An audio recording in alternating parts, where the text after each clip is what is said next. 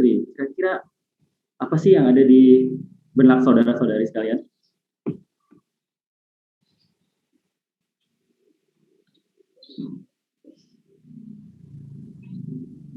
Bagaimana, Evana? Evana Monalisa. Menurut Evana, kira-kira kalau disebutkan bioteknologi industri, kira-kira apa sih yang ada di benaknya Evana?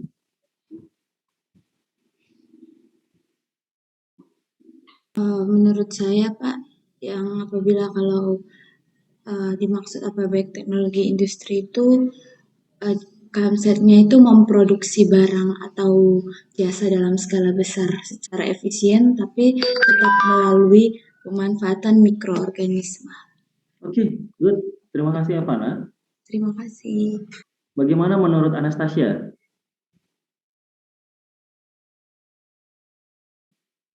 Anastasia Verena? Kalau menurut saya, iya Pak. Gimana? Kira-kira menurut saya aplikasi kalau menurut Anastasia, bioteknologi industri itu dengan teknologi industri itu gimana? Pengaplikasian bioteknologi untuk manufaktur bioenergi seperti itu, Pak. Yes, itu nanti ada di salah satu contoh di slide saya nanti yang akan kita jelaskan dalam pertemuan kita hari ini. Satu lagi deh, menurut Indah Pramirta, kira-kira apa sih yang ada di benaknya Indah ketika bertemu dengan istilah bioteknologi industri?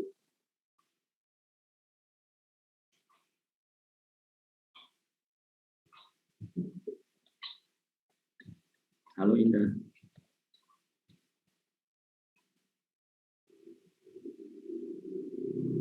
Indah? Oke, mungkin Indah mengalami gangguan sinyal ya. Nah, seperti beberapa rekan Anda sudah menjelaskan atau menyampaikan kira-kira mereka ketika bertemu dengan bioteknologi industri, bayangan mereka akan seperti apa yang mereka jelaskan tadi. Lalu muncullah pertanyaan berikutnya. Kira-kira nih, definisi fermentasi sejauh ini yang sudah saudara ketahui itu apa? Saya mau coba Muhammad Ali. Iya, Pak. Ya, fermentasi menurut Muhammad apa? Mohon maaf, Pak. Suara jenengan terputus. Halo, cek. Suara saya terdengar jelas ya? Halo. Jelas, Pak Indra. Ya, bagaimana menurut Muhammad Ali tadi?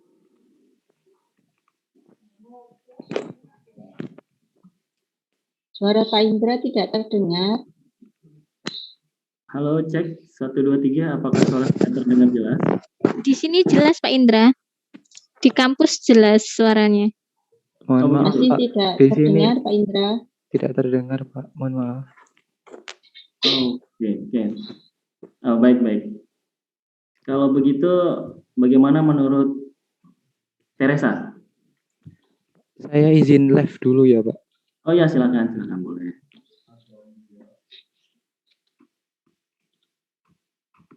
Ya, Pak. Ya, kira-kira menurut Teresa, fermentasi itu apa, Teresa? Kan dulu waktu SMA pernah ya diperkenalkan dengan istilah fermentasi. Nah, kira-kira menurut Teresa, fermentasi itu apa? Suatu teknik pengolahan makanan dari bahan pokok menjadi makanan siap saji dengan mikroorganisme tertentu. Oke. Pada kondisi tertentu atau bebas? Ada mungkin. Kondisi aerobik atau anaerobik? Aerobik. Oke, good. Terima kasih Teresa. Ya, makasih. Bagaimana menurut Rara Lungit? Kira-kira fermentasi dulu waktu SMA itu dijelaskannya seperti apa? Saya ingat Rara dulu. Iya, Pak. Ya. Gitu. Fermentasi itu pengawetan makanannya secara alami, Pak. Pakai mikroorganisme kayak ragi terus sama bakteri gitu, Pak. Oke. Iya. Oke, terima kasih. Nah, nanti saudara akan dipertemukan dengan istilah fermentasi dalam industri, bahwa yang biasanya waktu SMA dulu saudara akan diperkenalkan dengan istilah fermentasi itu bahwa suatu proses dengan menggunakan mikroorganisme merubah substrat menjadi produknya dalam kondisi anaerobik, kan seperti itu ya dulu waktu SMA. Nah nanti di dalam industri definisi ini akan mengalami pergeseran. Mungkin nanti di kesehatan akan ada istilah lainnya, tapi dalam industri paling umum kita akan menyebutnya sebagai fermentasi, tetapi kondisinya ini bisa berbeda keadaan. Yang biasanya kita sebut fermentasi hanya dalam kondisi anaerobik. Seperti yang sudah saya sampaikan di pertemuan sebelumnya, yang berkaitan dengan era of biotechnology, bahwa perkembangan bioteknologi tradisional menuju ke modern itu ditandai dengan manusia telah mengenal istilah fermentasi.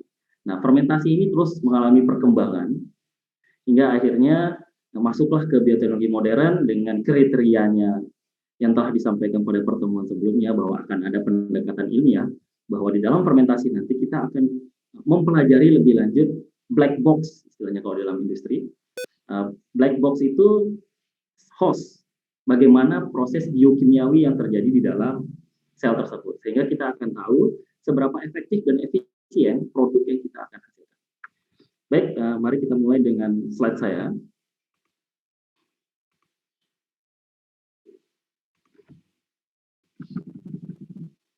Apakah slide saya terlihat? Terlihat, Pak. Oke, good. Terima kasih.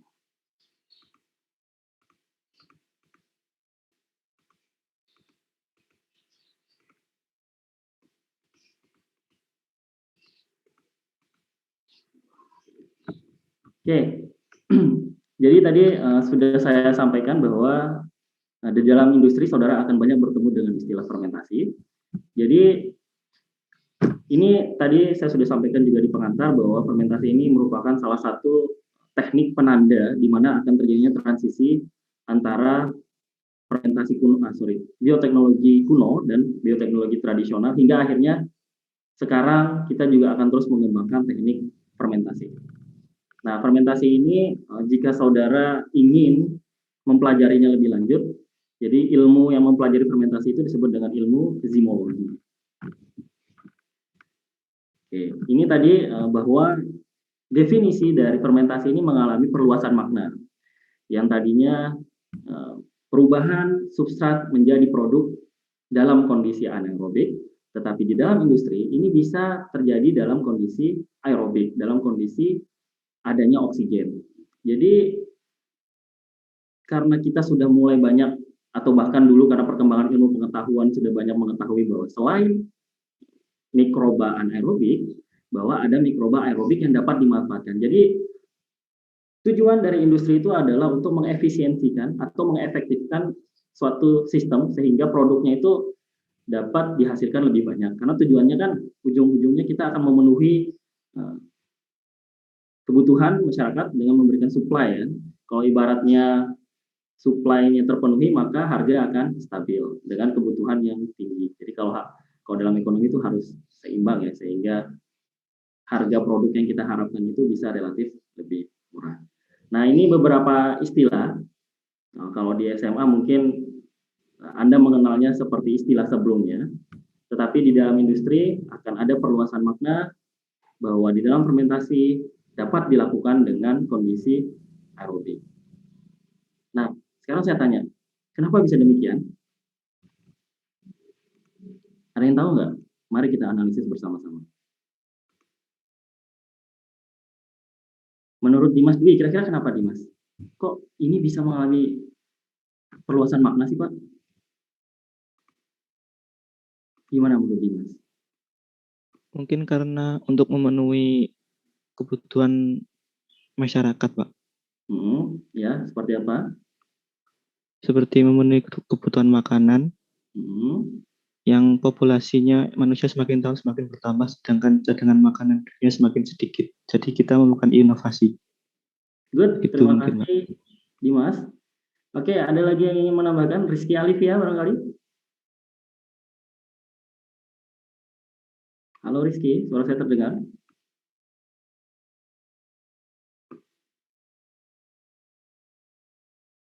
Oke, Nisfatul, bagaimana Nisfatul? Kira-kira menurut Nisfatul kenapa ya? Kok tiba-tiba ini mengalami perluasan makna sih Pak, sementara dulu waktu SMA definisi ini tidak seperti ini. Gitu. Gimana menurut Nisfatul?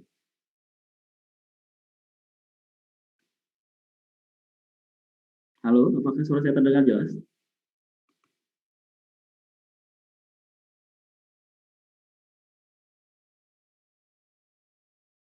Oke, mungkin Nisfatul tidak mengalami gangguan koneksi kali ya, sehingga suara saya tidak begitu jelas.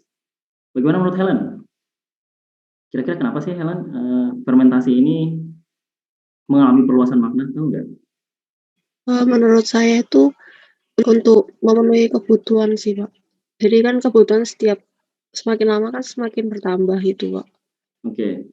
Terus nggak mungkin kalau pakai definisi yang lama terus atau makna yang lama terus. Oke, good. Terima kasih Helen.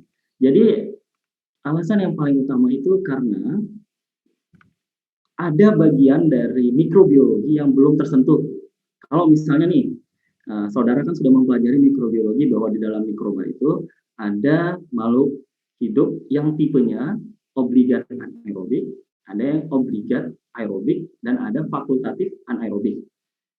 Nah, kalau ibaratnya kita memaksa dengan menggunakan definisi sebelumnya hanya menggunakan mikroba anaerobik, potensi mikroba yang aerobik itu tidak kita manfaatkan. Sebenarnya kalau ibaratnya di dalam industri, mana yang paling efektif? Jika efektif ternyata mikroba aerobik, ya mikroba aerobik yang akan digunakan untuk menghasilkan produk tersebut.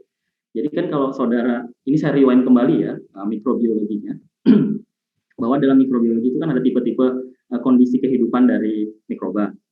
Nah, kalau ibaratnya kita paksakan terus mikroba itu untuk memproduksi dalam kondisi anaerobik, sementara dia akan efektif mengalami pertumbuhan, bahkan menghasilkan produk tersebut dalam kondisi aerobik, kenapa tidak kita akan memanfaatkan mikroba tersebut. Jadi sebenarnya ini membuka rahna baru dari proses fermentasi yang sebelumnya, karena kan ini fermentasi sudah tahun turun-temurun yang kita ketahui ya, bahkan sudah masuk di bioteknologi tradisional. Pada saat itu masyarakat awam masih menggunakannya dalam kondisi anaerobik. Oke, terima kasih. Nah, saya lanjutkan lagi. Ini salah satu contoh dari fermentasi pada makanan. Jadi saudara selalu bertemu dengan mikroba yang akan memfermentasi makanan tersebut dengan menggunakan substratnya glukosa. Jadi glukosa akan menghasilkan pirufat, asam pirufat. Ini adalah proses glikolisis di dalam metabolisme. Kemudian nanti glukosa akan menghasilkan asam pirufat dengan memanfaatkan beberapa mikroba-mikroba berikut. Dan ini produk akhirnya dari metabolisme tersebut. Kalau Propionobacterium, dia akan menghasilkan karbon dioksida dan asam propionat. Ini biasanya diaplikasikan pada pembuatan Swiss cheese, keju Swiss. Berikutnya ada Aspergillus, Lactobacillus streptococcus, ya akan menghasilkan asam laktat. Ini aplikasinya keju cheddar, yogurt. Berikutnya akan ada Saccharomyces. Ini yang paling umum kita dapat ya, di tape, kadang juga memakai itu, kalau nggak salah kalau di tempe itu Rhizopus. Berikutnya ada Clostridium. Ini produknya yang dihasilkan aseton, isopropanol. Ini tujuan dalam industrinya. Berikutnya ada Escherichia coli acetobacter yang akan menghasilkan asam asetat. Ini untuk produksi cuka. Oke, dari penjelasan saya 3 slide tadi, apakah ada yang ingin ditanyakan terlebih dahulu? Sebelum saya menuju ke komponen-komponen apa saja sih yang kadang dimanfaatkan atau yang dimanfaatkan dalam fermentasi. Boleh ada yang ingin ditanyakan? Rahmalia Ayunin, apakah sudah cukup jelas? Sudah cukup jelas, Pak. Oke, terima kasih. Indah Pramirta gimana? Ya, sudah, Pak. Pak? Ya? Suara saya Pak terdengar? Oh iya, terdengar.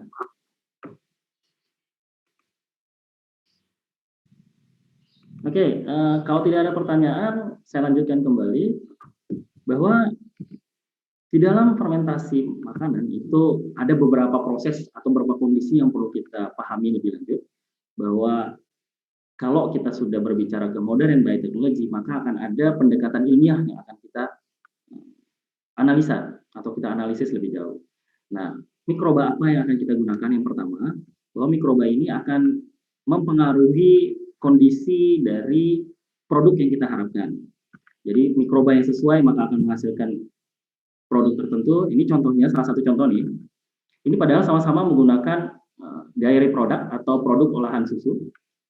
Anda perhatikan Swiss cheese dengan cheddar cheese, bahwa kalau di Swiss cheese itu akan mengalami bulat-bulatan seperti ini, sedangkan di cheddar relatif lebih polos ya, lebih rata, flat keju yang dihasilkan. Karena ini kondisi mikroba. Kalau saudara perhatikan dalam proses metabolismenya, Propionibacterium ini akan menghasilkan karbon dioksida, sehingga gas-gas ini yang akan menyebabkan terjadinya bolong-bolong di keju. Sedangkan di cheddar, bisa Anda perhatikan di Aspergillus, Lactobacillus, Streptococcus, ini tidak menghasilkan karbon dioksida sehingga gasnya tidak terlalu banyak, sehingga perubahan tekstur dari produk tersebut juga akan mengalami perubahan. Jadi komponen dari penggunaan mikroorganisme juga harus dipertimbangkan. Berikutnya, nutrisi dari substrat yang diberikan. Ini paling umum contohnya kalau di tape dan tempe. Kalau ibarat tempe kan kita menggunakan kedelai tuh. Kalau tape kan ketela. Nah, itu dari substrat yang masuk saja itu sudah berbeda, maka ketela kadang tape kadang relatif lebih lembek dibandingkan dengan tempe, karena mikroorganisme juga yang kita makan berbeda, terus substrat yang masuk juga mengalami perbedaan. Begitu juga dengan kondisi lingkungan. Jadi yang paling mudah sekarang saya analogikan saudara, jika pada suatu ruangan saudara mengalami kepanasan, kira-kira saudara akan mengeluarkan apa?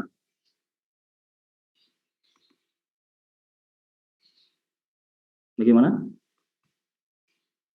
Kira-kira nih, kalau dalam kondisi panas, saudara akan ngapa? Tubuh Anda akan mengeluarkan apa sih? Keringat mungkin, Pak. Keringat, Bapak. Siapa tadi ini menjawab? Keringat, Pak. Oke, Muhibato. Keringat, Pak. Thank you. Nah, begitu juga dengan mikroba. Mikroba itu kalau kondisi lingkungannya kita tidak perhatikan, maka akan ada molekul lain yang kita tidak harapkan. Itu dapat mengganggu produk makanan kita. Bahkan dia akan menghasilkan senyawa-senyawa yang memang kita tidak perlukan bagi tubuh kita. Atau bahkan toksik ya kalau dalam kesehatan. Nah, jadi kondisi pertumbuhan dari mikroba ini benar-benar harus menjadi acuan dalam fermentasi ini. Nah, di gambarnya itu adalah contoh konsorsium yang paling umum kita dapatkan di pasaran. Ini ragi, ini ragi untuk buat tape. Oke, dalam fermentasi makanan itu ada dua tipe. Ada yang tidak menggunakan starter atau culture atau ragi yang seperti saya contohkan pada gambar tersebut. Kadang dia langsung menggunakan endogenous mikroba atau mikroba yang memang sudah ada di dalam bahan tersebut.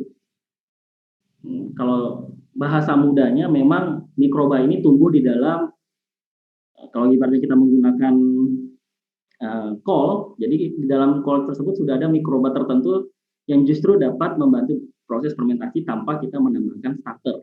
Ini yang disebut dengan fermented by microorganisms naturally. Contohnya kayak sauerkraut, kimchi. Ada yang pernah makan kimchi? Saya rasa kalau yang doyan-doyan Korea ini atau yang lagi hype-hype drakor nih, saya rasa senang nih dengan kimchi. Atau mungkin sudah pernah mencoba kimchi. Ada yang sudah pernah coba? Rara udah pernah coba kimchi, Rara? Sudah, Pak. Oke. Gimana rasanya, Rara? Enak, Pak. Kayak agak-agak pedes gitu, Pak. Agak pedas. Ada rada-rada asam nggak, Rara? Iya, ada asamnya juga. Oke.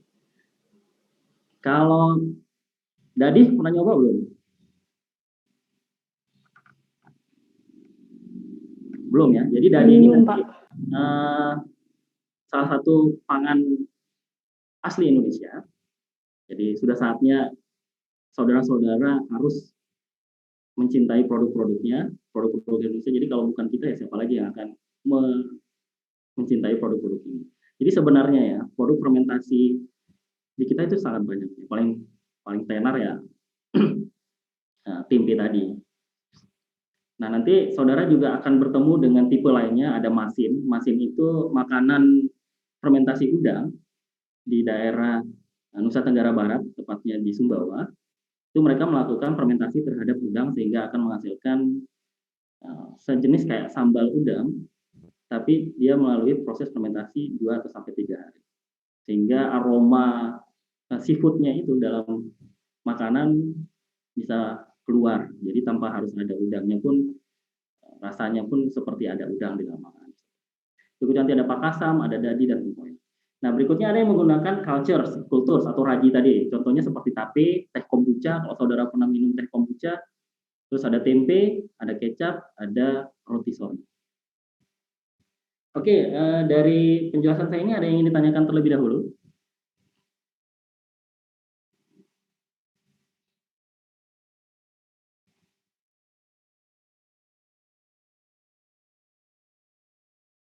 Sudah cukup jelas ya? Oke, good. Nah, ini salah satu contoh dari produk fermentasi dan beberapa daerah asalnya. Ada kefir, ada kombucha, ada sauerkraut, fermentasi cabbage atau kol, ada tempe, ada natto, miso, kimchi, dan sourdough. Ini adalah mikroba yang dimanfaatkan konsorsium-konsorsiumnya. Jadi nanti saudara bisa cek sendiri di slide saya. Ini literaturnya saya ambil dari Jimmy D. et al. Di jurnal Nutrients. Ini salah satu produk fermentasi kita, bahwa ada tempe, ada masin, ada dadi, ada tempoyak, ada tape. Saya rasa di daerah Sumatera ini paling familiar dengan tempoyak. Tape, ya ada yang dari Sumatera di sini? Saya, Bapak. Siapa? Evana. Evana, gimana? Pernah nyoba tempoyak nggak, Evana? Kayaknya saya pernah nyoba, Pak. Pernah nyoba? Iya. Pernah tahu prosesnya? Enggak. Ya, oh iya. Nanti kapan-kapan kalau pulang ke kampung, coba jalan-jalan. Jadi saudara bisa sambil belajar apa yang sudah saudara dapatkan di dalam perkuliahan kita pada pagi hari. Jadi langsung bisa nyerap gitu ya. Kalau ibaratnya langsung melihat prosesnya. Oh, jadi ini loh maksudnya dalam perkuliahan yang sebelumnya disampaikan oleh Pak. Bahwa prosesnya ini hampir sama kayak proses fermentasi. Nanti akan ada mikroba yang akan mengubah durian tadi jadi tempoyak yang bahkan aromanya juga pun ada sedikit perubahan. Nah, nanti akan ada brem. Ini brem kayaknya di daerah mana ya? Jawa. Ada yang tahu brem? Madiun, Pak. Madiun. Helen sudah pernah nyoba brem? Sudah sering. Sering ya. Tahu proses pembuatannya? Pernah diceritain sama teman dulu. Oh gitu. Ya, nanti coba main-main di sekitar produksi brem ini kalau di daerahnya. Nah, nanti kita pun sebenarnya punya keju. Sayangnya kita kurang terlalu mengagung-agungkan keju kita. Jadi yang paling banyak yang masuk ya mozzarella cheese, cheddar cheese. Sebenarnya kita juga punya keju yang disebut dengan danke cheese. Ini keju dari, kalau nggak salah dari Minangkabau. Ini fermentasi dari susu kerbau. Nanti dibungkus dengan daun pisang seperti ini. Nah, berikutnya ada pakasam. Ini fermentasi dari ikan asin yang ditambah dengan beras yang telah di roast. Nah, dari proses fermentasi ini bahwa ada 2 tipe. Kalau ibaratnya di dalam anaerobik itu ada 2 tipe fermentasi dengan kondisi produk yang mengalami perbedaan. Ini saya ambil contoh yang paling mudah supaya bisa kita pahami bersama bahwa dalam fermentasi itu kita harus melihat black box. Karena kan kita sudah masuk ke dalam bioteknologi modern nih. Kita tidak membahas tradisional bioteknologi, karena kita sudah di dunia kampus, maka harus ada pendekatan ilmiah yang kita bahas. Nah, salah satunya, di dalam proses fermentasi, misal kalau kita membuat tape ya, maka akan terjadi proses alkohol fermentasi dalam kondisi anaerobik. Bagaimana bisa akhirnya menghasilkan etanol, Pak? Nah, jadi ada proses yang disebut dengan proses glikolisis, di mana mereka bertemu dengan substrat. Substrat itu pati ya. Kalau pati kan di dalam ketela itu banyak bisa melalui pemotongan-pemotongan oleh enzim amilase yang akan dikeluarkan secara ekstraseluler oleh mikroba tersebut. Nanti pada akhirnya akan menghasilkan gula-gula. Gula-gula ini yang akan menjadi sumber utama dalam proses glikolisis yang proses akhirnya itu akan menghasilkan piruvat. Nah, di dalam proses alkohol fermentasi terdapat beberapa mikroba yang dapat menghasilkan enzim yang disebut dengan PDC dan ADH. PDC ini piruvat dekarboksilase, di mana nanti piruvat akan diubah oleh PDC menjadi asetaldehid. Lalu asetaldehid ini akan diubah dengan enzim yang disebut dengan asetaldehid dehidrogenase.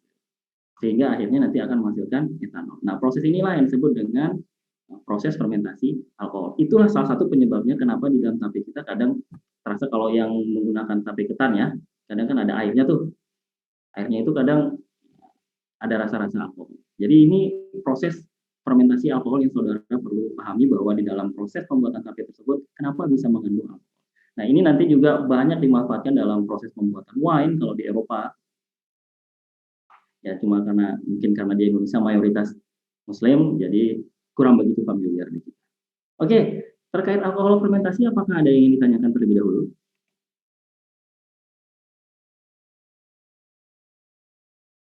Bagaimana? Apakah sudah cukup jelas?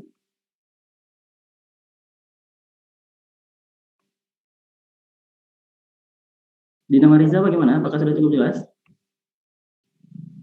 Cukup jelas, Pak. Oke, good. Berikutnya, kita akan masuk ke proses yang paling umum, atau mungkin produknya sudah sering Anda minum. Ya. Ini nanti proses fermentasi dengan menggunakan bakteri asam laktat, atau sekarang disingkat sebagai BAL, bakteri asam laktat. Nah, di dalam bakteri asam laktat ini terdapat dua tipe mekanisme. Yang pertama ada mekanisme homolaktat, yang kedua ada mekanisme heterolaktat. Di dalam metabolismenya juga ini akan mengalami perubahan di mana akan ada gula.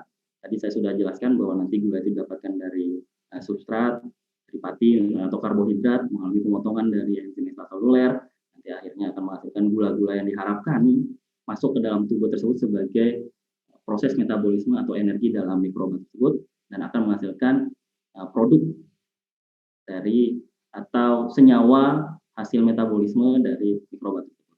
Jadi di dalam homolaktat, ketika ada satu glukosa masuk, maka dia akan menghasilkan dua asam laktat. Nah, kalau di dalam industri, kondisi karbon ini kita akan cek bahwa yang masuk itu ada 6 karbon, maka yang keluar pun juga harus ada 6 karbon. Ini Anda lihat, laktatnya 1, 2, 3. Lalu ada 2 di sini, maka sudah sama nih yang masuk dan yang keluar.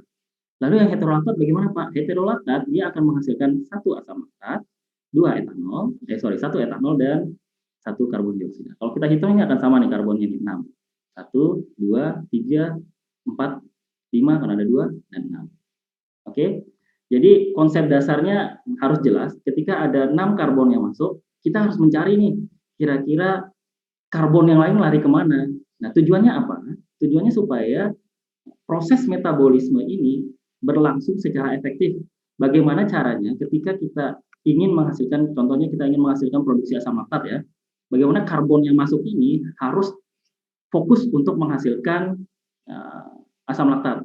Kalau nanti Anda tertarik, karena nanti di semester berikutnya Anda akan bertemu dengan bioproses, di bioproses itu saudara akan bertemu dengan istilah SCP, single cell protein, di mana dalam single cell protein itu dengan satu mikroba dia akan fokus menghasilkan protein yang kita harapkan. Nah, kenapa kita perlu tahu metabolisme? Jadi efisiensi sistem yang akan ada di dalam mikroba itu kita harus telah lebih lanjut agar produk yang kita harapkan tetap fokus untuk menghasilkan produk tersebut. Karena banyak sekali nanti byproduct yang dihasilkan dalam proses metabolisme dari host yang kita akan gunakan fermentasi. Nah, berikutnya ini secara lebih detail. Jadi sekedar pengantar saja saya beritahukan bahwa seperti inilah proses yang terjadi dalam fermentasi tersebut, bahwa dalam fermentasi homolaktat dengan menggunakan jalur Embed-Meyerhof, bahwa nanti endingnya dia akan menghasilkan 2 laktat. Jadi ada cascade reaction misalnya, atau reaksi berantai, hingga akhirnya nanti menghasilkan 2 laktat. Lalu berikutnya ini proses jalur fosfoketolase yang terjadi pada heterolaktat. Ini ada glukosa hingga akhirnya nanti akan menghasilkan laktat dan etanol, nanti akan ada CO2 yang dihasilkan. Oke, dari proses ini ada yang ingin tanyakan dulu atau saya langsung ke contoh dulu ya. Jadi ini beberapa contoh dari bakteri asam laktat dan beberapa produknya yang kadang dimanfaatkan. Lactobacillus, Leishmaniasis, Pediococcus, Lactococcus, Streptococcus, Aerococcus, Cyanobacterium, Enterococcus, Oinococcus, Theраgonococcus, dan Micella. Anda bisa lihat bakteri-bakteri ini dimanfaatkan dalam proses industri makanan yang ada di tabel berikutnya. Ini di sebelahnya. Nah, berarti kalau saya tanya, ini bukan bermaksud saya menjual suatu produk ya, ini supaya mudah saja saudara memahaminya, karena produk bioteknologi Anda sendiri pun sudah sering Anda temukan di sekeliling Anda. Oke lah, tempe Anda sudah sering ketemu, tapi ada yang sering Anda minum barangkali, atau mungkin ada yang sudah tahu produk Yakult. Ada yang tahu Yakult? Tahu, Pak. Yakult? Sudah pernah minum Yakult? Tahu. Rara? Sudah, Pak. Ya, tahu nggak bakteri di dalamnya apa, Rara? Lactobacillus. Lactobacillus, Pak. Lactobacillus apa? Lactobacillus kan banyak aktifnya. Najla gimana Najla?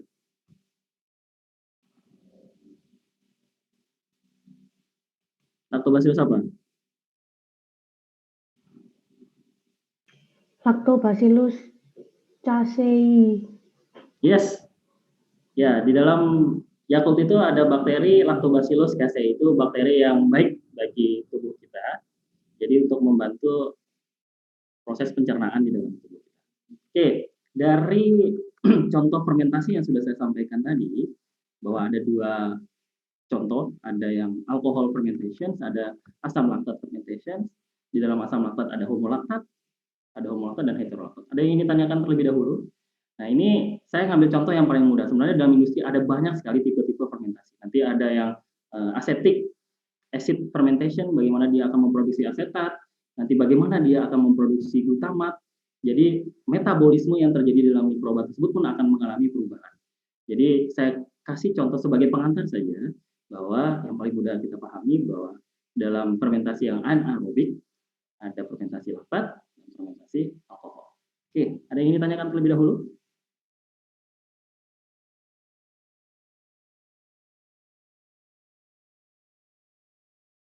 Bagaimana?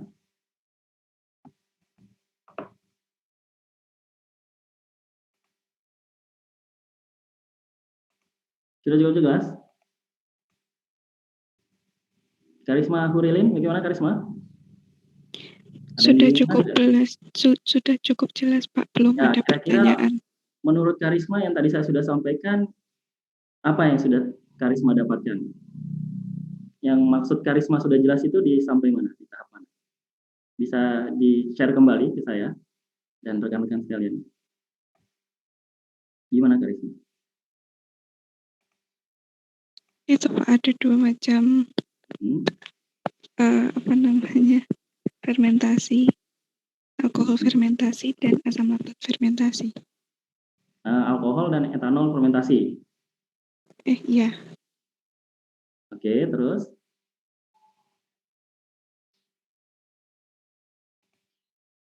Ya, setelah itu apa? Penjelasannya bagaimana?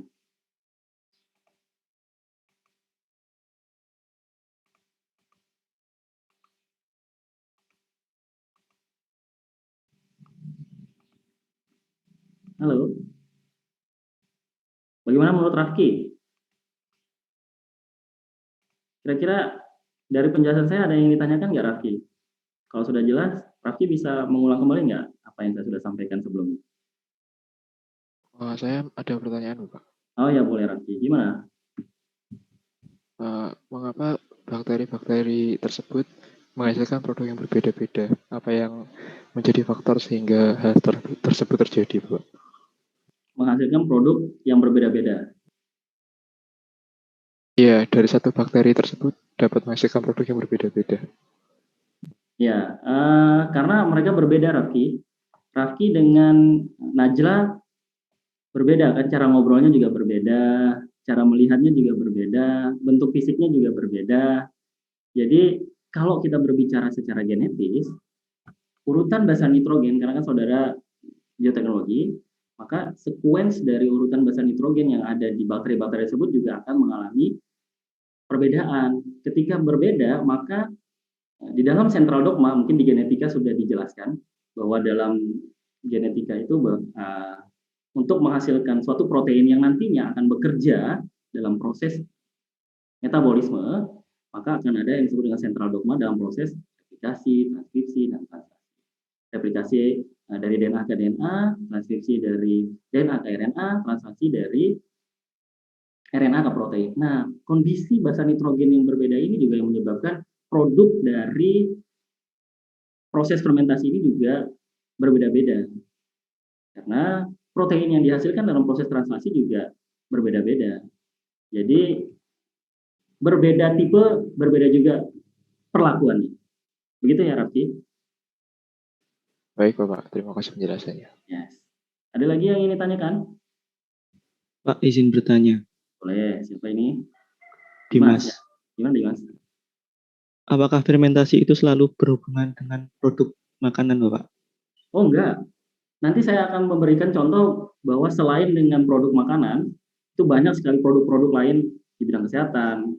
Bahkan sekarang di bidang lingkungan ada metalloenzymes. Kita akan memproduksi enzim metal yang berfungsi untuk mengkelat atau mengendapkan logam, sehingga di dalam penanganan limbah sungai atau danau yang mengalami pencemaran itu bisa mengalami penurunan cemaran karena kita memproduksi enzim metalloenzyme kalau di lingkungan. Kalau di kesehatan banyak sekali. Nanti akan saya perlihatkan mungkin di slide saya mendekati slide akhir.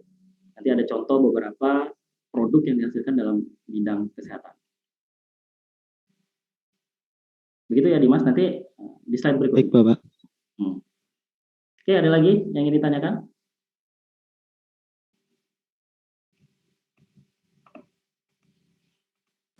Izin bertanya, Pak. Silakan.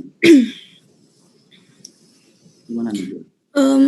Untuk tadi kan Pak Indra menyebutkan bahwa kalau misalnya bakteri yang pada tape dengan bakteri yang pada tempe itu produk yang dihasilkan berbeda sehingga karakteristiknya berbeda.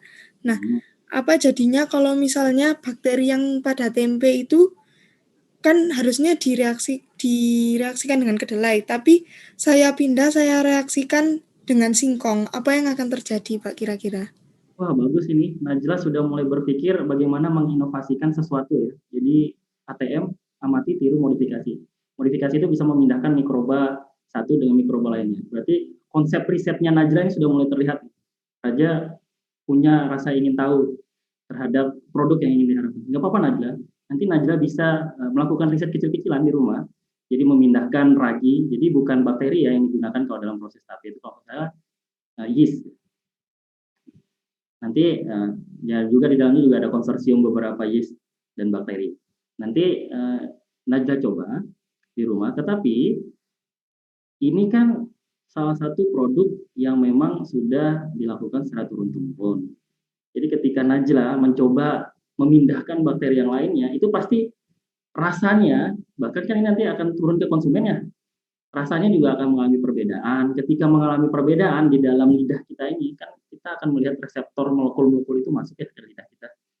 Nah, berarti ketika ada perubahan rasa, berarti ada molekul tertentu yang dihasilkan dari mikroba tersebut. Jadi memang harus ada percobaan terlebih dahulu.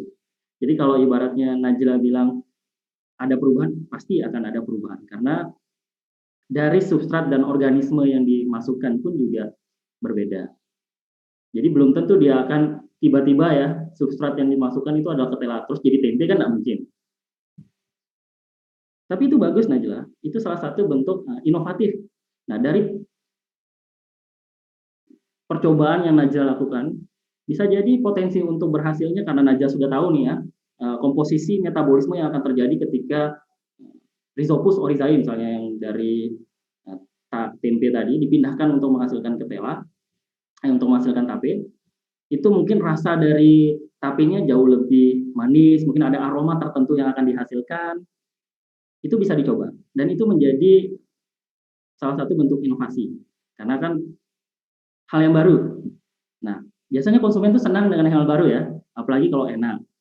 Nah, ketika konsumen suka, maka akan ada entrepreneur di situ. Najla bisa menjual produk tersebut.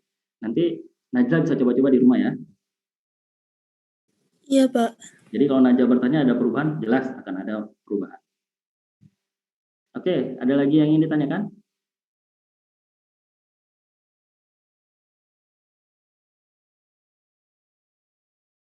Tidak ada ya?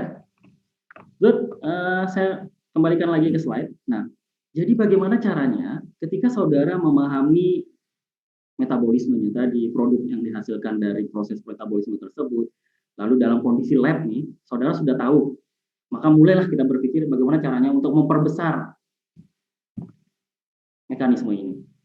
Karena kebutuhan semakin tinggi nih, misal di daerah saudara nih, semua masyarakat di daerah tersebut cinta tempe, jadi kebutuhan akan tempe meningkat, sedangkan suplai yang Anda berikan itu sedikit, sehingga harga tempe di daerah tersebut mengalami penurunan. Menaik peningkatan karena banyak orang yang cari, suplainya sedikit. Maka Anda harus berpikir bagaimana cara memperbesar produk ini. Nah, inilah konsep yang akan Anda dapatkan nanti di industri yang disebut dengan scale up. Bagaimana memperbesar skala produksi. Nah, di dalam industri fermentasi yang terutama kita akan memproduksi protein, ini sudah relatif lebih advance. Jadi seperti ini. Jadi nanti di dalam industri fermentasi tadi yang saya sudah jelaskan definisinya bahwa dia juga bisa menggunakan kondisi aerobik yang tidak hanya memanfaatkan kondisi anaerobik. Jadi saya ulangi kembali, aerobik itu kondisi di mana mikroba itu memerlukan oksigen, sedangkan anaerobik tidak memerlukan oksigen. Tujuannya apa, Pak?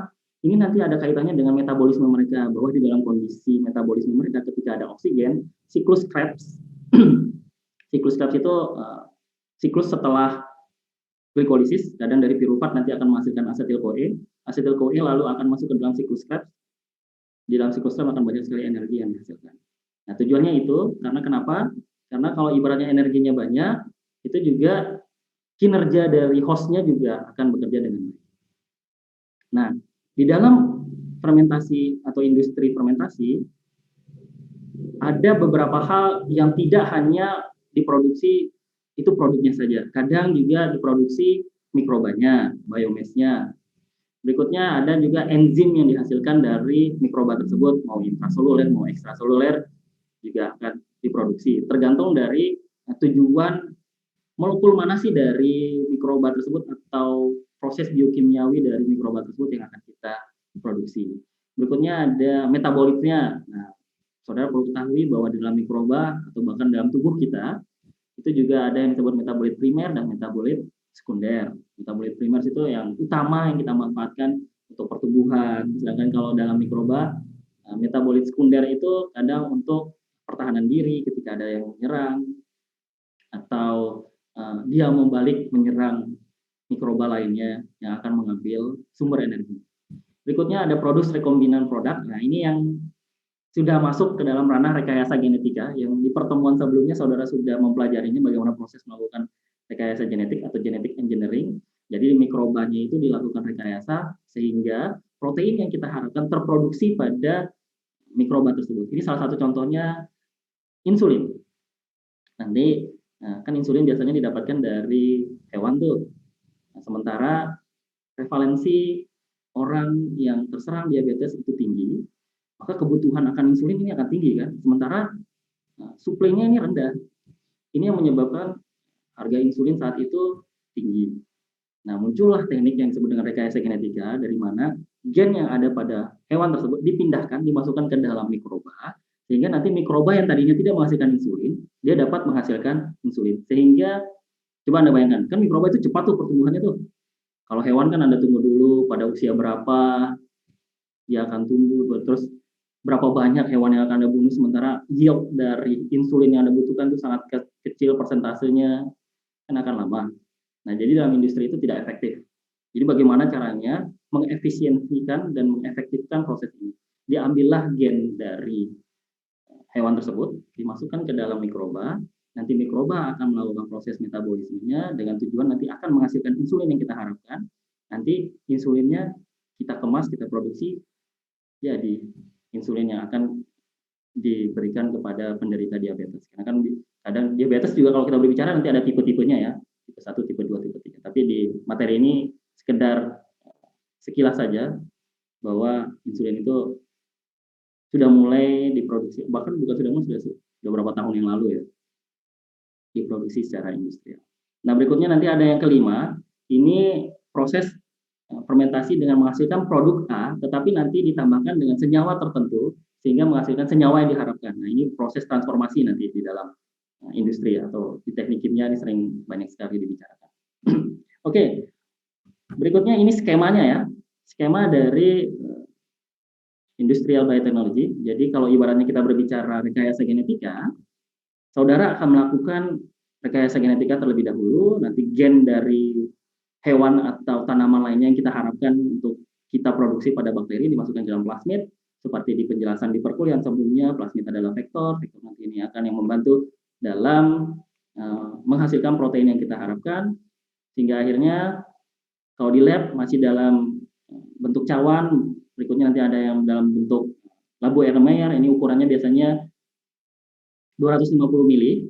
Nah, nanti dari small scale culture ini, nah ini mulailah berpikir, oh ternyata produk yang saya hasilkan tidak memiliki efek samping setelah hasil riset di dalam lab ya. Mulailah saatnya Anda berpikir bagaimana cara melakukan pembesaran skala. Maka dari labu Erlenmeyer yang ukurannya 250 mili, dinaikkanlah levelnya ke bioreaktor atau benchtop reaktor ini. Ini skalanya kalau nggak salah 1 liter sampai 10 liter. Nah, ternyata dengan benchtop ini tidak ada masalah, kondisi lingkungannya bagus, terus metabolisme yang diharapkannya juga bagus, produk yang dihasilkan juga baik, maka ditingkatkan kembali dengan pilot scale bioreaktor. Ini level volumenya jauh lebih meningkat, ini bisa 100 sampai 250 liter, atau bahkan sudah mendekati 500. Ternyata di pilot scale sudah bagus, maka menujulah ke industrial scale, ini sampai bertonton. Kalau saudara punya waktu main ke industri akan melihat tong-tong besar. Nah, ini proses dari pembesaran tadinya yang awalnya saudara akan temukan di lab-lab. Jadi dari laboratorium ternyata semuanya bagus, efektif, efisien, produk yang Anda hasilkan juga bagus, ditingkatkan dengan benchtop, ternyata bagus, ditingkatkan kembali hingga akhirnya ke industrial scale. Nantinya dilakukan produk recovery. Pada produk recovery ini senyawa atau produk yang Anda harapkan harus benar-benar murni supaya tidak menjadi pengganggu ya saat dimanfaatkan oleh konsumen Anda. Jadi nanti dari produk ini lalu dilakukan packaging dan marketing. Oke, dari proses industrial ini, dari lab hingga menuju skala industri, ada yang ingin ditanyakan? Tidak?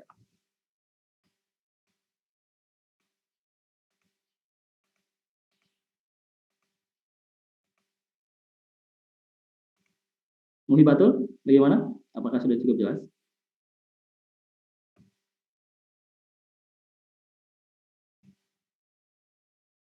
Halo, apakah suara saya terdengar jelas? Ya, gimana Muhibah? Ada yang ingin ditanyakan nggak? Atau mungkin sudah cukup jelas?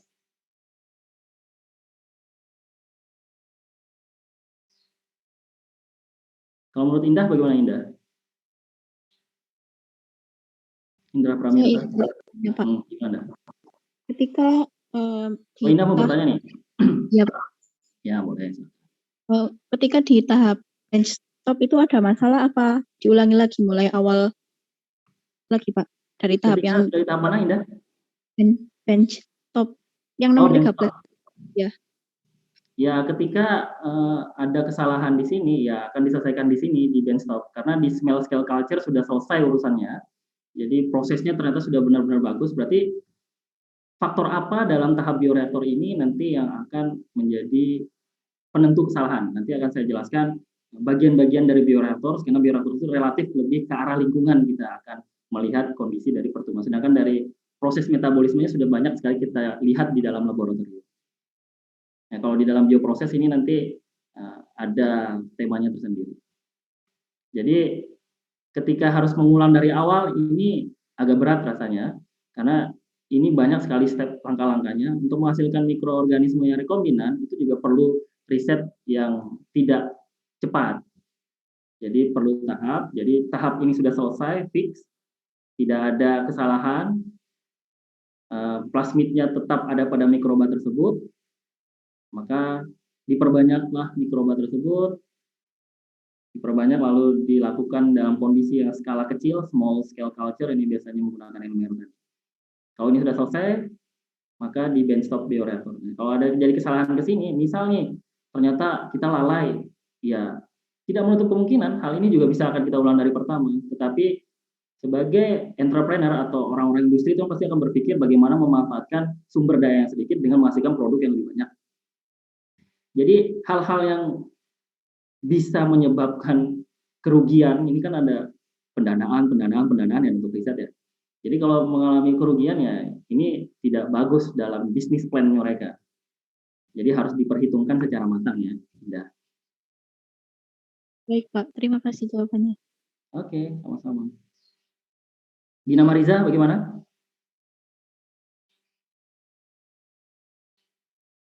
Sudah jelas Pak, tidak ada yang ditanyakan. Gimana? Sudah cukup jelas? Sudah Pak. Sudah. Nisa Aulia bagaimana Nisa? Sudah cukup jelas, Bapak. Jelas ya? Jelasnya sudah sampai mana Nisa?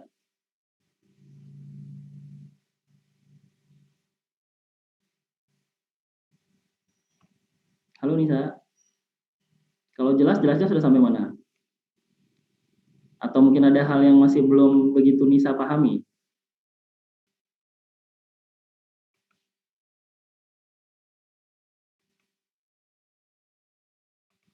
Halo Nisa, suara saya terdengar kah? Terdengar Bapak. Ya, gimana menurut Nisa? Sudah sampai mana? Nah, yang sudah dipahami oleh Nisa?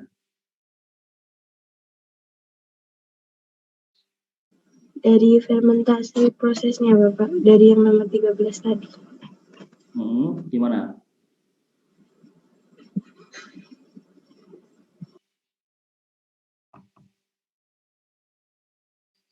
Bagaimana dari yang sudah Nisa dapatkan?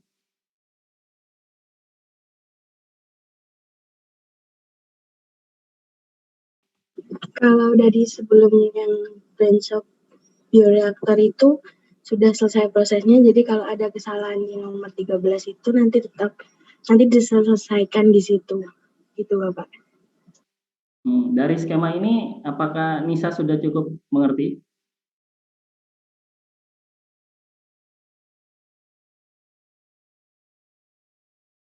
Bagaimana Nisa? Apakah sudah cukup mengerti dari skema ini?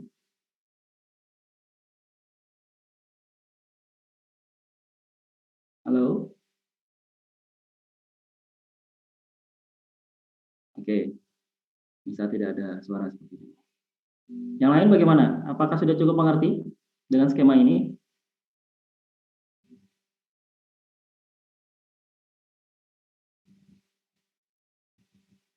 Bagaimana yang lain? Apakah sudah cukup mengerti?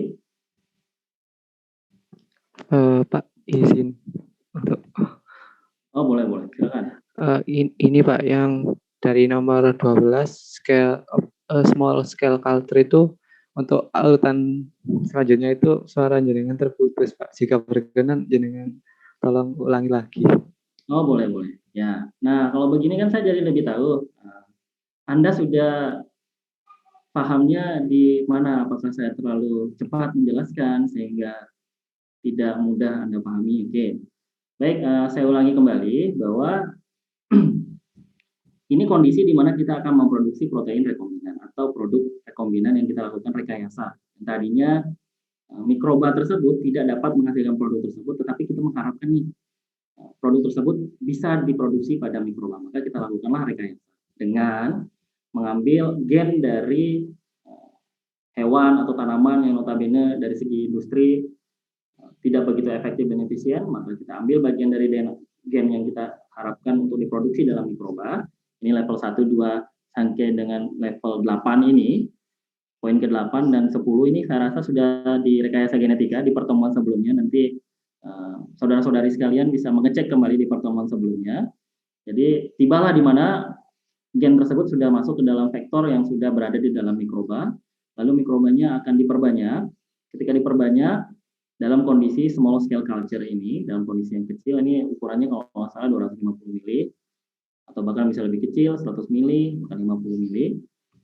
Nah, nanti dari small scale culture ini, dilihatlah produk yang dihasilkan, apakah sudah baik, apakah sudah benar, apakah tidak ada efek samping. Ini dilakukan secara riset. Ketika sudah baik dan benar, maka ditingkatkanlah kembali skalanya. Nah, nanti bioreaktor ini skalanya sekitar 1 liter sampai 10 liter. Nanti dari bioreaktor ini ternyata kondisi lingkungannya baik nih. Dengan menggunakan wadah ini, ternyata pertumbuhan mikrobanya tidak mengalami gangguan, terus produk yang dihasilkan semuanya masih aktif, masih bagus, maka ditingkatkanlah kembali. Karena kan tujuannya industri itu dengan sumber daya yang sedikit untuk menghasilkan produk yang banyak. Jadi pola pikir bisnisnya sudah mulai dibangun. Bagaimana caranya untuk memenuhi supply dengan demand yang tinggi terhadap produk yang kita harapkan. Nah, berikutnya nanti akan di pilot scale. Pilot scale ini volumenya makin bertingkat. Kalau saya tidak salah 100 liter hingga 500 liter. Nanti di sini tidak ada masalah, semuanya baik-baik saja. Ternyata dengan viskositas pertumbuhan mikroba dengan sejumlah itu tidak terjadi gangguan, maka diperbesar kembali dalam skala industri. Nanti kalau saudara ibaratnya punya kesempatan bisa bermain-main di industri-industri farmasi barangkali gitu ya. Anda akan melihat tong-tong seperti ini. Tapi biasanya kalau di farmasi tongnya ukurannya dalam pilot scale. Tapi kalau di luar negeri itu akan Anda temukan yang industrial scale seperti ini, yang bahkan berton-ton volume di dalam tong tersebut. Nah, berikutnya setelah dari proses industrial ini, saudara akan melakukan recovery product. Bagaimana caranya nanti dari protein atau molekul yang saudara sudah produksi, itu dimurnikan, dipisahkan, sehingga benar-benar produk yang saudara harapkan itulah yang ada di dalam wadah yang akan saudara packing, yang akan saudara jual nanti ke konsumen. Jadi kurang lebih seperti itu ya. Muhammad siapa? Muhammad Ali ya ini? Iya, Pak. Terima kasih. Sudah cukup jelas? Alhamdulillah sudah, Pak. Ya, alhamdulillah. Oke, yang lain bagaimana?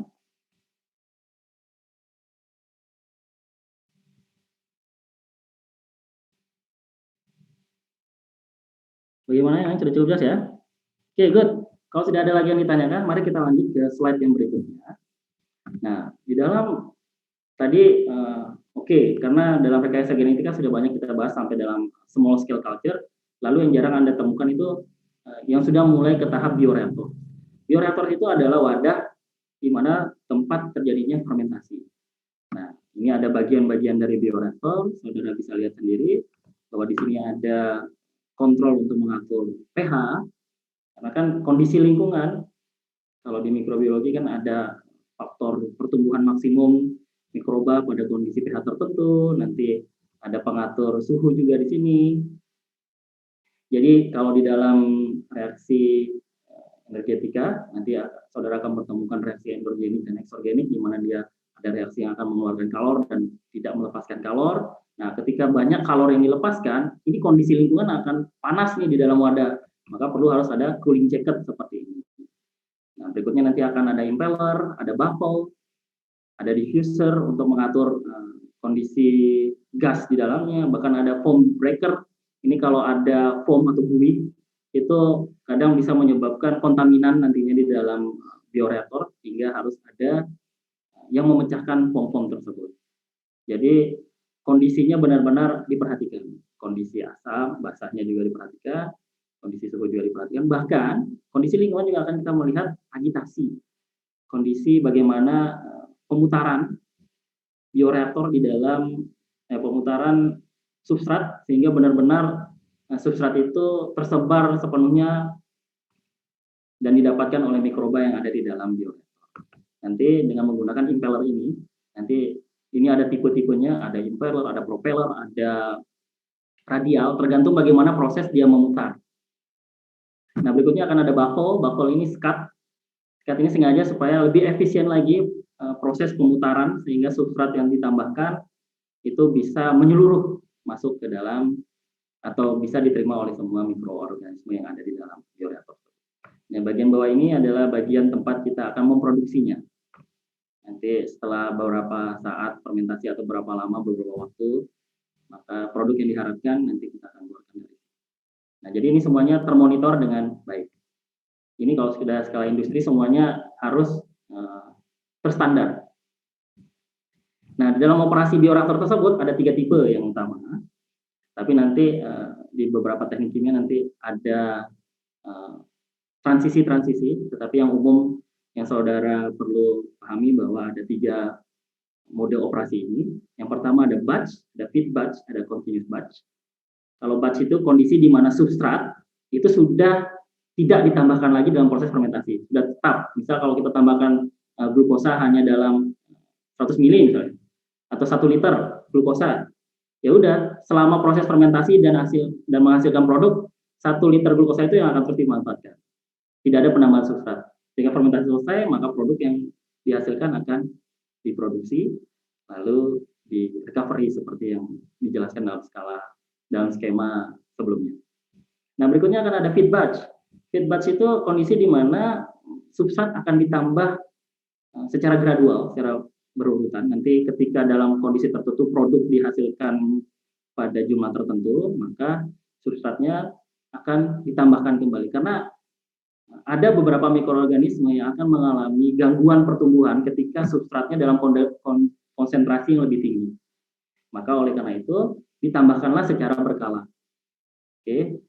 Nah, substratnya awalnya ditambahin 5 liter. Ketika pada produk tertentu sudah dihasilkan jumlah produknya, setelah itu ditambahkan lagi 5 liter. Maka ini disebut dalam kondisi feed batch. Berikutnya ada yang disebut dalam kondisi continuous batch. Continuous batch itu kondisi di mana substrat terus ditambahkan, lalu dilakukan proses fermentasi, produk dihasilkan, substrat terus ditambahkan. Jadi secara kontinu terus, substrat ditambahkan, produk dikeluarkan, substrat ditambahkan, produk dikeluarkan. Jadi ini proses continuous batch. Nah, yang menjadi pertanyaan saya kepada saudara-saudari sekalian, kira-kira nih yang paling menguntungkan bagi industri, proses yang mana biasanya?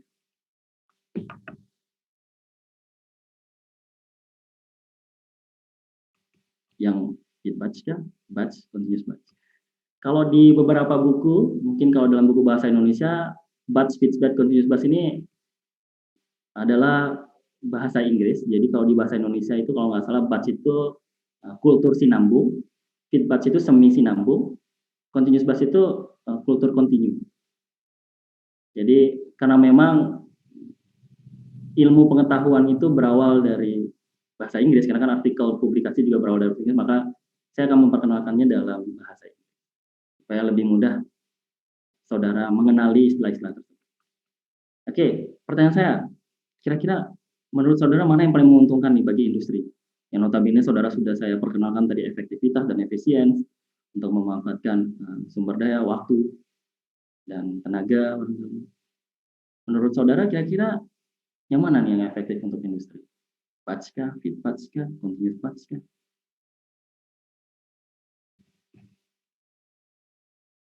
Gimana? Menurut Helen gimana Helen?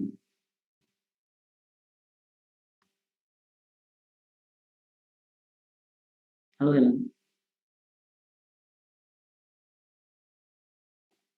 Bagaimana Bapak? Mohon maaf tadi nggak terlalu jelas. Menurut Helen kira-kira mode yang paling menguntungkan bagi industri, contoh lah misal Helen ini adalah seorang pengusaha yang notabene Helen akan memproduksi protein A. Nah, dari proses bioreaktor yang sudah saya jelaskan tadi, kira-kira menurut Helen bioreaktor mana yang paling banyak menguntungkan bagi Helen nanti? Sinambung, batch, feed batch, atau continuous batch?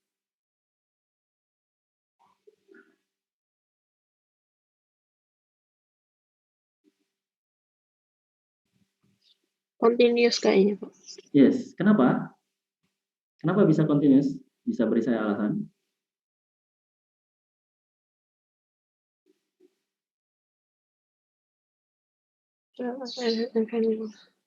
Hmm? Eh, karena lebih efisien mungkin, Pak. Ya, lebih efisiennya kenapa? Jangan ragu-ragu. Karena lebih murah gitu, Pak. Hmm. Terus yang dihasilkan juga lumayan. Oke, good. Terima kasih, Helen. Kalau menurut Ayunin gimana? Kalau menurut saya itu yang batch Pak, yang sambung karena tadi bilang apa industri itu harus efektif gitu, SDM-nya tidak membutuhkan SDM seperti itu Pak. Jadi kalau batch itu kan tidak ditambah lagi substratnya, jadi mungkin SDM yang dibutuhkan juga sedikit. Oke, good. Thank you, Ayunin. Satu lagi deh. Ada yang mau volunteer? Kira-kira yang menguntungkan jika Anda menjadi seorang industrialis, Anda akan menggunakan bioreaktor mana nih? Kira-kira yang efektif dan efisien? Metode yang mana? Mode yang mana?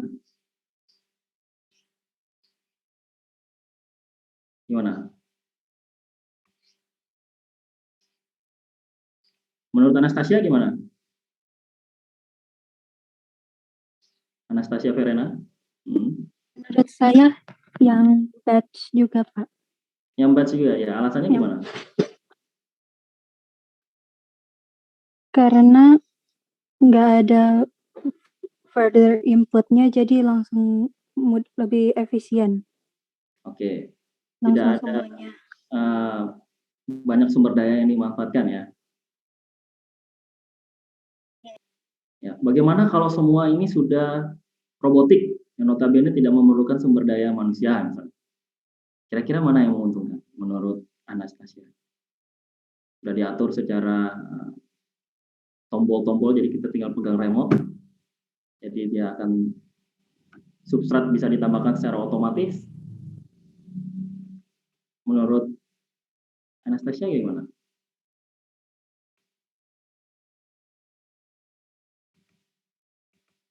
Masih tetap di batch? Yang enggak, yang continuous. Continuous. Alasannya kenapa? Yes, Pak. Karena bisa dilakukan untuk periode yang lama tanpa masih bisa dilakukan untuk periode yang lama kalau sudah otomatis. Oke, good. Terima kasih Anastasia dan yang sempat menjawab.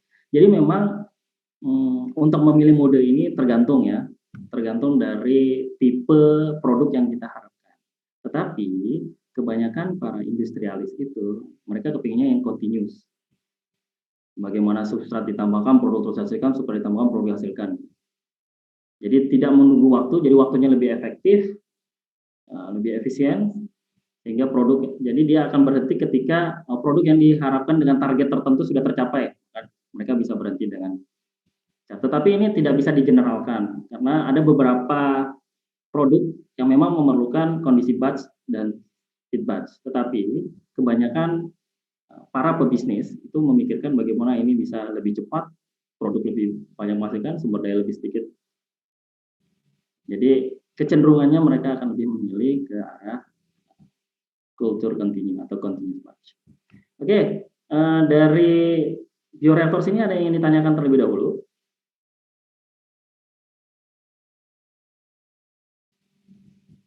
Bagaimana? Atau ada yang pernah melihat sebelumnya? Atau baru kali ini saudara melihat bioreaktor?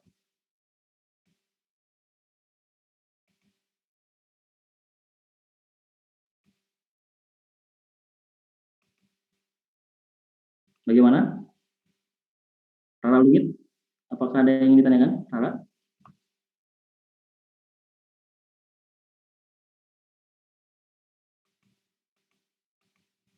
Halo?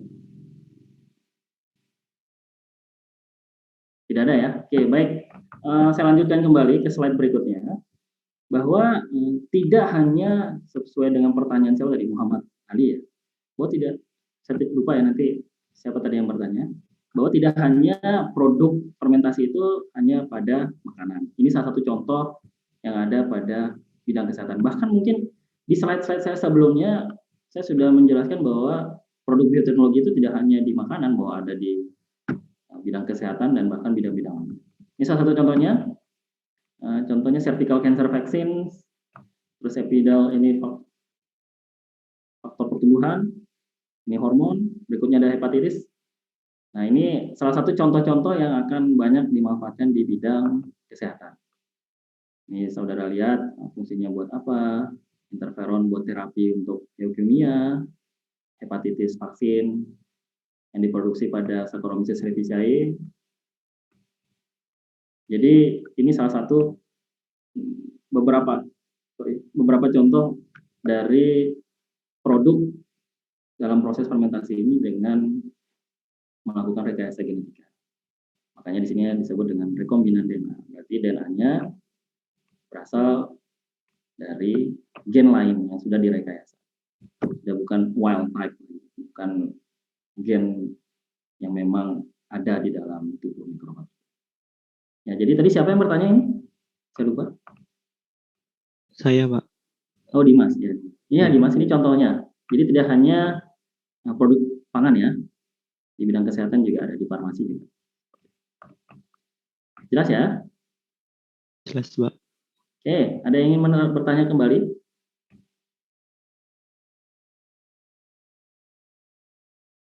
Nggak ada? Oke, berikutnya. Tadi pangan, kesehatan sudah saya tunjukkan. Bahwa ada bidang lainnya yang bisa kita manfaatkan dalam teknik fermentasi ini, yaitu bagaimana kita akan menghasilkan biofuels. Nah, ini yang menjadi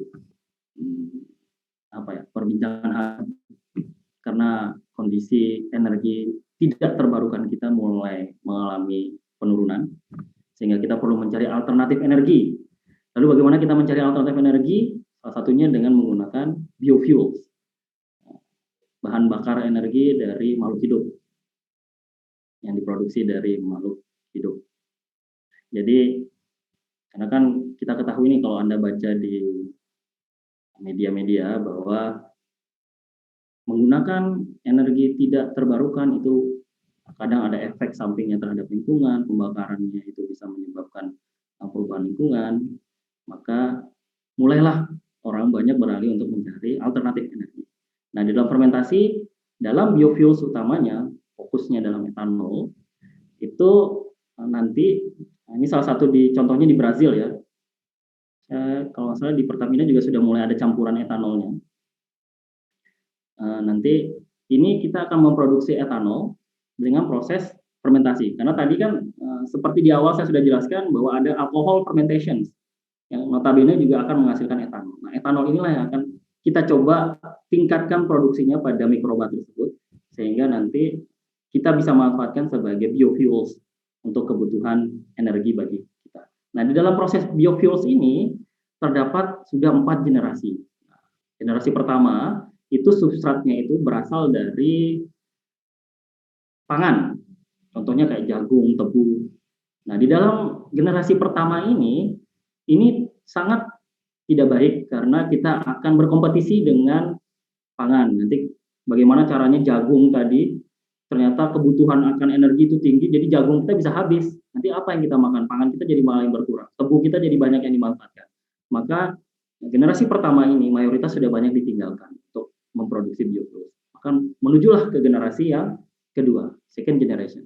Nah, dalam second generation ini, para peneliti atau para penggiat biofuels itu sudah mulai memanfaatkan biomass. Biomass itu kayak contohnya kayu-kayu yang tidak terpakai atau ranting-ranting pohon yang sudah terbuang, padi yang hasil panen itu ada jeraminya itu masih bisa dimanfaatkan, tebu yang sudah terpotong daun-daunnya itu juga masih bisa dimanfaatkan sebagai sumber energi bagi pertumbuhan mikroba yang nantinya juga akan menghasilkan etanol. Jadi dia akan memanfaatkan biomass. Nah, kebanyakan orang juga sekarang bahkan di Indonesia pun relatif sudah menuju ke second generation untuk menghasilkan bioetanol. Tetapi namanya manusia kan pasti ingin sesuatunya, apalagi di bidang industri itu ingin sesuatu yang efektif dan efisien. Lalu muncullah generasi yang ketiga. Bagaimana caranya? Kita sudah tidak perlu memerlukan substrat, langsung aja dari matahari sumber energi, lalu akan menghasilkan etanol. Nah, biasanya mikroba yang memanfaatkan ini adalah alga atau makroalga. Nah, nanti dari matahari yang mereka notabene bisa melakukan fotosintesis, lalu nanti kalau saudara sudah mempelajari bagaimana reaksi biokimia fotosintesis akan menghasilkan gula. Gula ini akan nanti dimanfaatkan sebagai sumber energi untuk menghasilkan etanol. Jadi sudah sampai ke tahap generasi ketiga. Dan ini sudah, saya rasa sudah hampir, sudah tidak asing lagi orang memanfaatkan mikroalga untuk menghasilkan biofuels. Tapi ini masih dalam skala riset. Nah, orang masih belum puas. Para peneliti masih belum puas. Dengan perkembangan teknologi, dengan perkembangan ilmu pengetahuan atau informasi, IoT, Internet of Things, maka muncullah suatu generasi transisi di mana kita sudah tidak memanfaatkan lagi makhluk hidup, dibuatlah sintetiknya. Jadi contoh kayak artificial leaf, kalau saudara pernah melihat bahwa ada daun itu dalam bentuk kabel-kabel, jadi dia sudah bisa melakukan proses fotosintesis. Nah, di dalam tahap fourth generation ini memang sudah high tech, advance, levelnya sudah relatif lebih tinggi, maka dia sudah tidak menggunakan makhluk hidup, tetapi mereka menskemakan dalam bentuk alat supaya proses seperti yang terjadi di dalam makhluk hidup bisa dimasukkan ke dalam sebuah alat, maka akan menghasilkan etanol yang kita harapkan. Dan ini jauh lebih advance. Dan untuk fourth generation ini saya rasa bisa dihitung jari ya orang yang melakukan. Oke, dari contoh biofuels ini apakah ada yang ingin ditanyakan?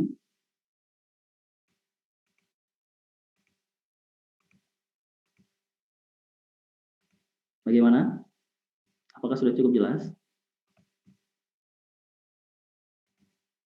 Dina Mariza?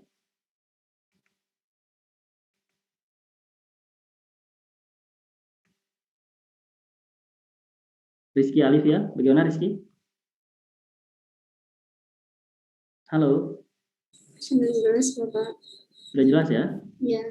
Sudah jelasnya di mana Rizky? Itu tadi biofuels itu bahan bakar energi dari makhluk hidup, terus fokusnya pada etanol dengan proses fermentasi. Terus ada 4 generasi. Yang pertama itu substrat dari pangan, yang kedua biomass, sama yang ketiga matahari menghasilkan etanol, terus yang keempat itu transisi berupa sintetiknya, jadi udah nggak pakai makhluk hidup. Yes. Oke, terima kasih. Rizky sudah memahaminya dengan baik. Oke, apakah ada yang ingin ditanyakan?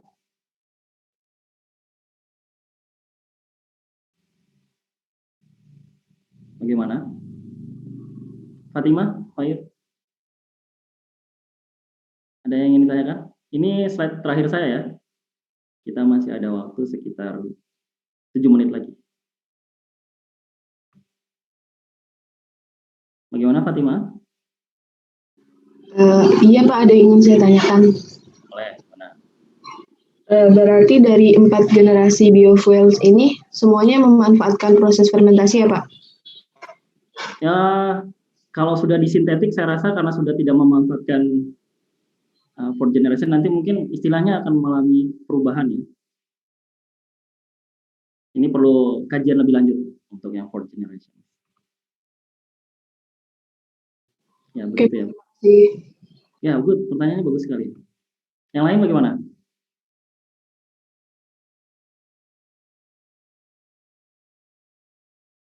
Teresa? Sudah cukup jelas? Atau ada yang ditanyakan? Sudah Pak. Sudah cukup jelas ya? Oke, baik. Ini adalah sumber dari yang saya sampaikan ke saudara. Nanti saudara bisa cari sendiri di internet, e-book-nya. Ada Principle of Fermentation Technology, ada Organic Acids and Food Preservation, lalu ada mikrobiologi yang paling nanti. Jika saudara tertarik, bisa saudara kaji lebih lanjut. Oh benar sih apa yang disampaikan oleh Pak Indra. Saya masih penasaran nih, kira-kira bioreactors ini bisa berfungsi apa saja. Jadi nanti bioreactors itu ada banyak tipe, ada yang bubble, kita menggunakan gelembung ya untuk menghasilkan produk tersebut. Unik. Jadi nanti di bioreactors ini, yang di slide ini hanya karena kita sebagai pengantar, jadi saudara bisa perlihatkan secara umum saja. Baik, jika tidak ada lagi yang ingin ditanyakan, saya ucapkan terima kasih kepada Bapak Ibu dosen yang sudah sempat bergabung dan kepada dosen tim.